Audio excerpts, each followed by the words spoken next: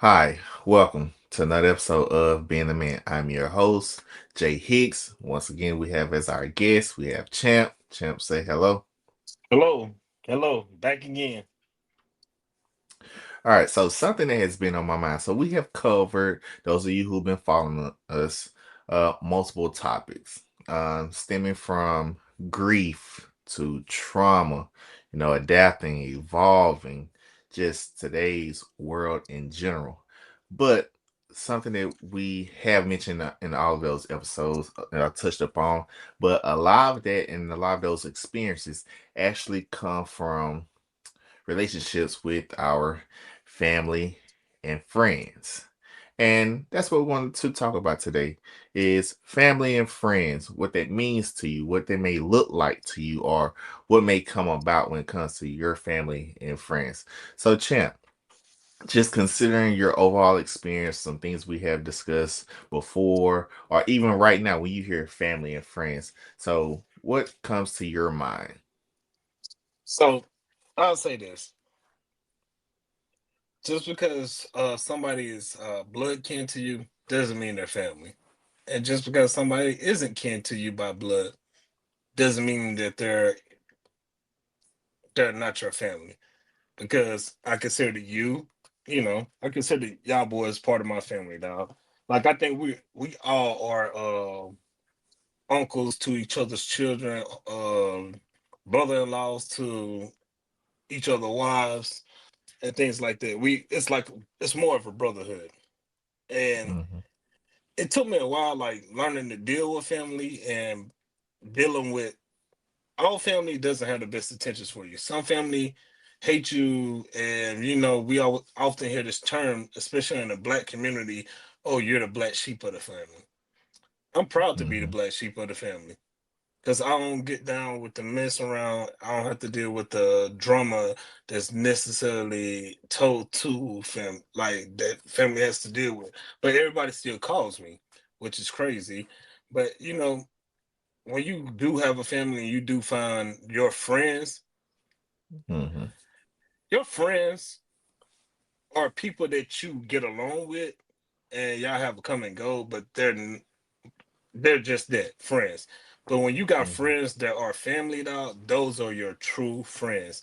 I think most of my friends now I have met during adulthood. I say 90% of the people that I'm in contact with mostly I met within the last 20 years of my life. Yeah, Mhm. yeah, 15 years of my life. So it's just we have a brotherhood or a friendship like it's often been said, okay, men and women can't be friends, bro. I have women friends that there's no sexual tension or anything like that between us, and we're just friends. Like we all talk about, oh, this is going on in our relationships, or I need a man's point of view, or I need a woman's point of view. Am I wrong in feeling this way? Like I think it's so convoluted, especially in this modern day and age and society, that everything comes about that men and women treat each other like enemies when we're all supposed to be working together, right? So I think like a lot of times, and it's more like that person, you as a spouse not communicating with your spouse. Okay, I'm going to talk to one of my friends that's of opposite sex, and I think that kind of messes people up, right? But I Mhm. think having that open communication with your spouse and letting them know like, hey, this person is our friends, but also allowing your spouse to be friends with that person also, so they be like, okay, I don't see them as a threat. They're not a threat, right? And I think Mm. that comes down back. It's all communication, bro. We Hey, communicate every day. Me, like when I say he's my brother, like literally, if it's a day where we don't talk to each other, something got to be seriously wrong. What I mean by seriously wrong, somebody got to be in the hospital because one is gonna be a butthole to each other just to see, hey, you alive? And that's the yeah, type of things do, man. But hey, that's over correct. to you. That is correct. But like, so people don't get like a false interpretation, or like I said, like this is from different viewpoints, different standpoints. So every situation is different when it comes to communication, like let's clear that up. We speaking on effective communication because a lot of people, hey, you may talk and communicate something, but also you got to think about the other part involved. Can they fully comprehend? And for Mm-hmm. us, let's start off with, for me, I would start off with family. All right. So as talked about, like we all go through grief, we all go through trauma, we go through like how to deal with these things, but all that stems from your foundation, which is your family.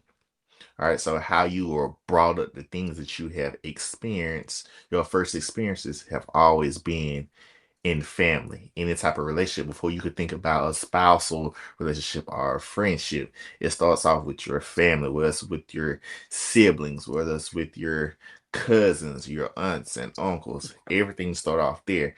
And not every relationship is perfect. Like I always say, like I really wish that word didn't exist because there's no such thing. Like everything needs to, be worked on, but it's what you are willing to deal with.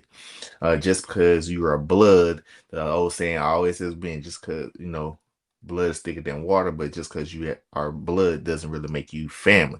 Like shoot, some of you guys, champ, like hey, I consider you all more so family than some of my actual family members. And that's not to say that it's something wrong with my family or there's a problem with my family. It's just based off of communication or experiences. I may have experienced more with you or DJ or Jay or anyone else, Tim, Troy, than I did with even some of the people who I was raised with or brought up with.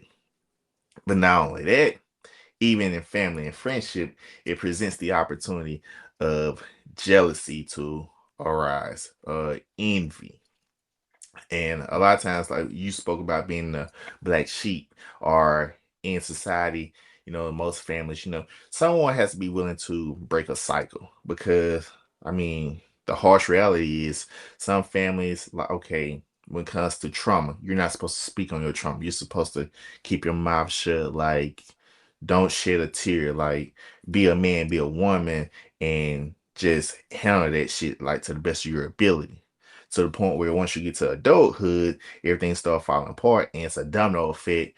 You pass that along to your children. So it's like, who is going to be the one to break that, that curse?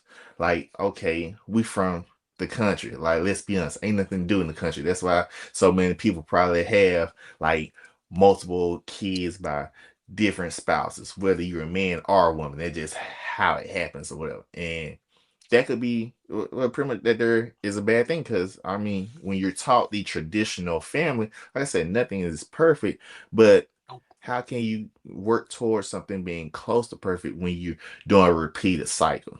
Oh, okay, cool. It's no problem for me to move on to this other person and start a family. I have a child, with this person, because I have seen this throughout my life from my relatives and our people around me. At some point, someone got to have some sense and break that curse. The same way when it comes to, per se, friendships. Now, granted, friendships, a lot of us, because of home situation or family situations, we hold on to friendships with dear life. We don't notice things. We don't want to let certain things go. In all actuality, a lot of times, not every single friendship is the best. Like, prime example.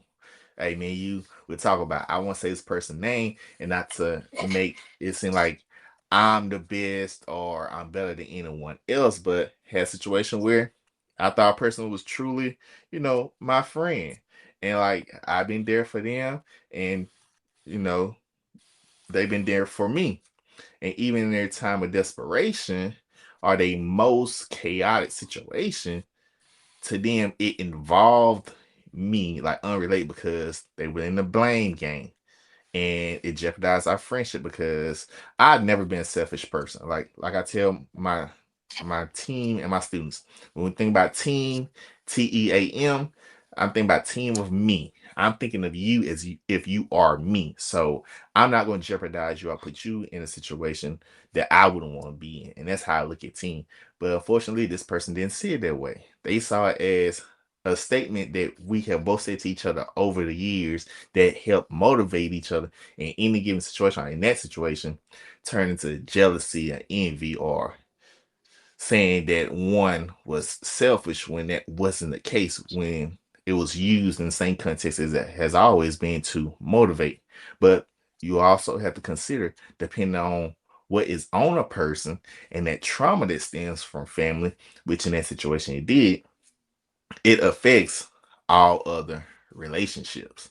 And this is Mm-hmm. not to boast upon or to, let's say, harp upon just the negative, because everything, they have a negative outcome or a positive outcome, negative feedback, True. positive feedback. This is just us engaging in conversation and sharing our experiences of some things that we can look for. And once that situation happened, I was able to look back, oh, this person felt this way all along. I thought this person was always in my corner. Like, it's just like accept and praise. And like, it creates more trauma because depending on how I could have looked at it. Like, even, man, like, honestly, like, even think about like that situation there. I could have looked at it like, oh, this person always hated me, or, you know, me personally, I looked at it as, maybe this here is only temporarily, but that has what gone on 2 years now. So obviously that person strongly felt that way.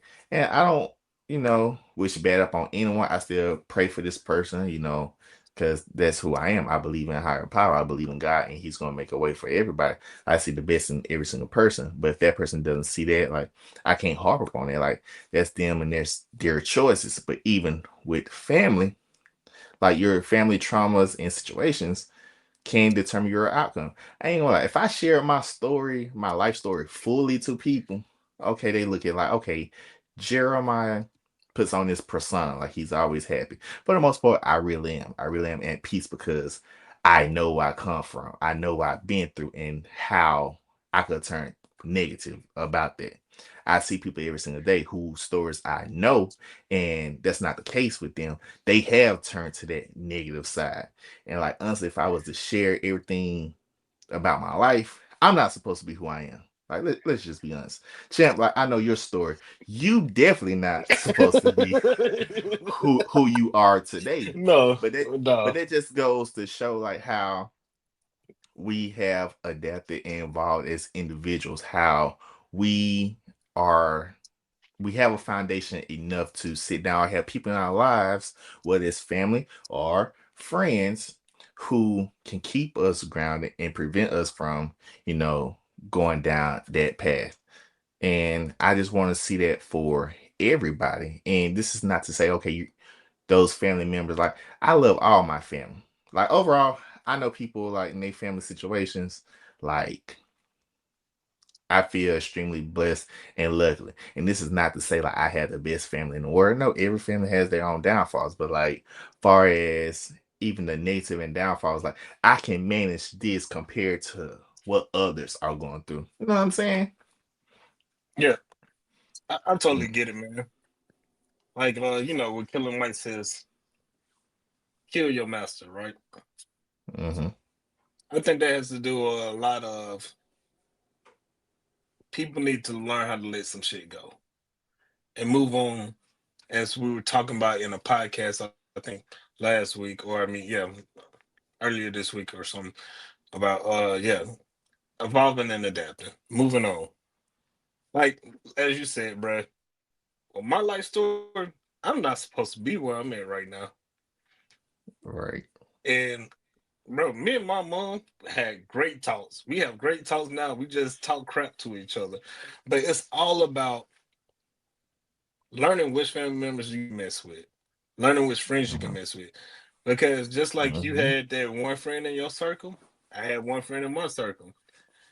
And it took my situation with me and this person, such our little falling out, for everybody else to realize, wait, Miss M effort and did it to me too, me too, and me too, mhm. Yeah, right? hey, same here. Yep.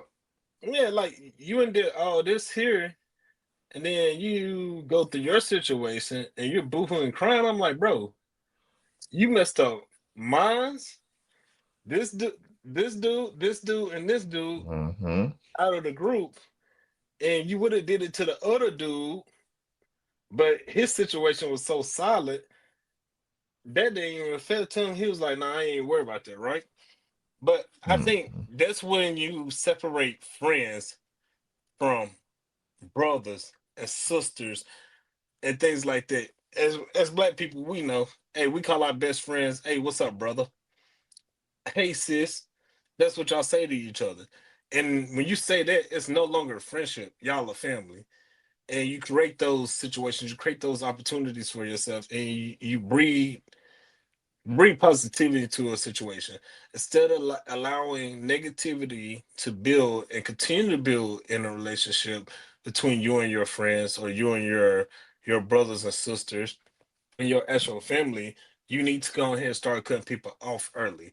Don't be afraid to cut people off early because everybody's not meant to go on the journey that you're on, right? Like I ain't Right. cut off so many family members, bro. You talk to me crazy, I'm gonna let you know. I'm gonna be very respectful about it, but I'm gonna let you know. And all my family members will tell you, "Oh, don't say nothing crazy to Champ, because Champ gonna say something crazy to you, and he ain't gonna let it." I'm gonna say it nicely, but I'm gonna let it be known this ain't it, and this ain't how it's gonna go. Because I think the problem with the previous generation is like, "Oh, respect your elders at any cost," but sometimes the elders are very disrespectful to you, Right. And man, like or even thinking about I'm sorry to cut you off, disrespectful. Yeah, my bad. but Disrespectful to your spouse or something like that. yeah. But even This how is you my mentioned spouse. yeah, My and bad. even how you mentioned cutting off certain family members. Like even me so, cutting off it has such a negative connotation with it. Temptation. But it's like I wouldn't Not say like, associating with them anymore. yeah, like or not only that, but it's like, you can't pick and choose what family you are born into.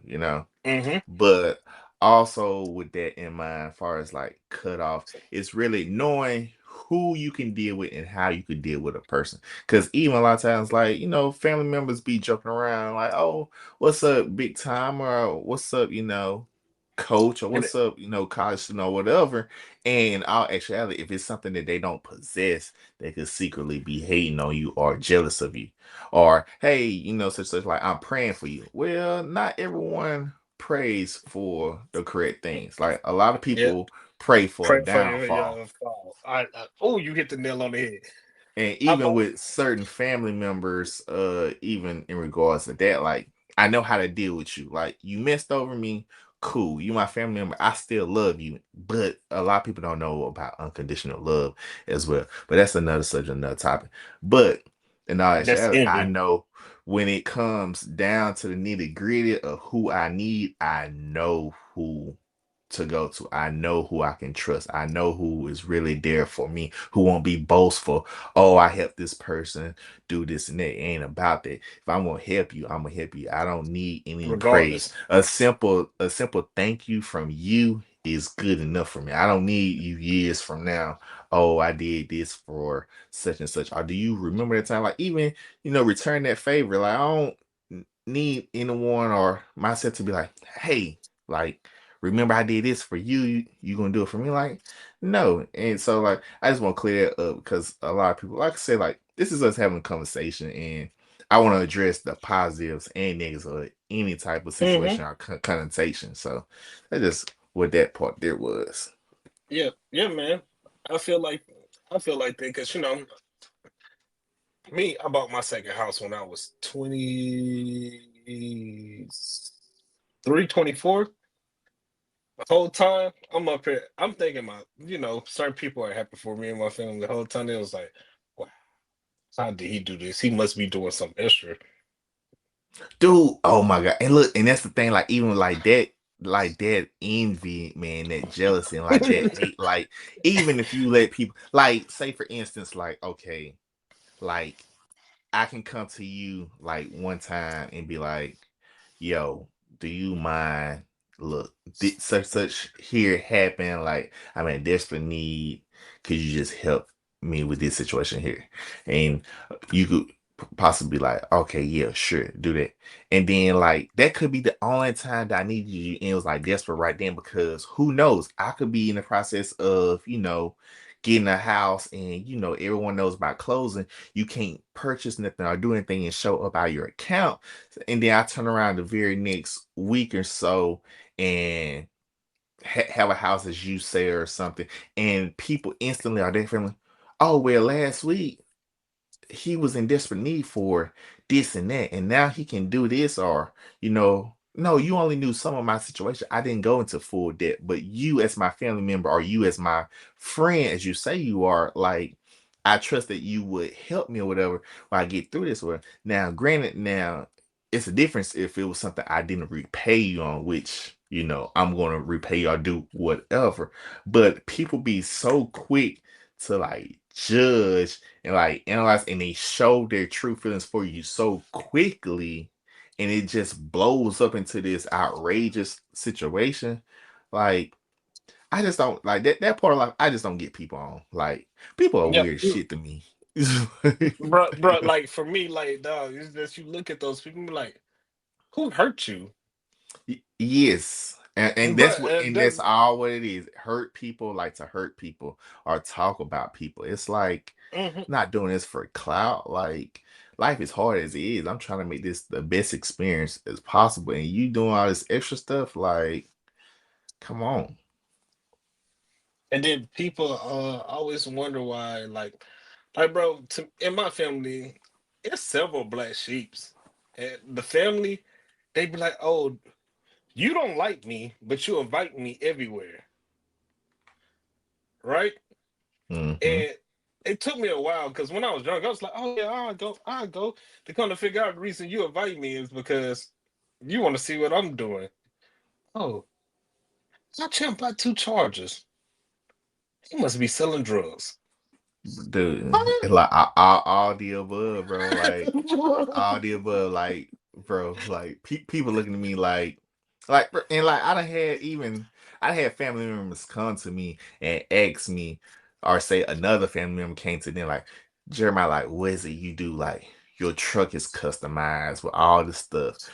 You have your charger. You're It's working on called hard customizing work. all this stuff. You have your four wheelers, dude. That, but not only that, dog. But it don't even be simple as that. And what people need to realize They is, count your pockets. w- don't even worry about count a person's pockets. It's about who you are as a person. Like, at Yep, the end of the day, can you look in the mirror and say that you are proud of the person that you are? Are you the type of person most that definitely. when you greet or talk to people, like, do you instill something into them, a vision for them to see, or just from simple conversation comes networking? Like, even growing up, like a whole lot of people would tell me, "Oh, Jeremiah, you spoiled." I ain't gonna lie, my family will tell you to this day, like, Jeremiah, like, you are spoiled. Like, even like I have like certain like aunts and uncles who I could hit up if I wanted to, and you wouldn't even know my age. You would think I'm still a teenager by them doing for me, but it's not because Same. I'm spoiled or anything. It's because growing up, I always handled business. No one had to ask me multiple times, except for my mom, to do certain things. But overall, I prioritize and have my business to the point that persuades people or pushes those people to want to do for you because they know the positive person that we are or that person is. They know that something's good is gonna come from it. But to keep this here short, because we can go on all day or whatever. I But swear. the whole gist of this is, when it comes to family and friends, love everyone, love up on them, know how to deal with some, but at the end of the day, God put these people in your life for a reason. Whether it's a positive and negative, but it's eventually, like a podcast we That's had real. before, is for you to, evolve. So thank you all for being with us, champ. Thank you once again, because you be feminist with me at crazy times. I already know. But this is the episode of being a man, making sacrifices. If you don't think so, I know. So know that you are loved and someone loves you. Have a great day.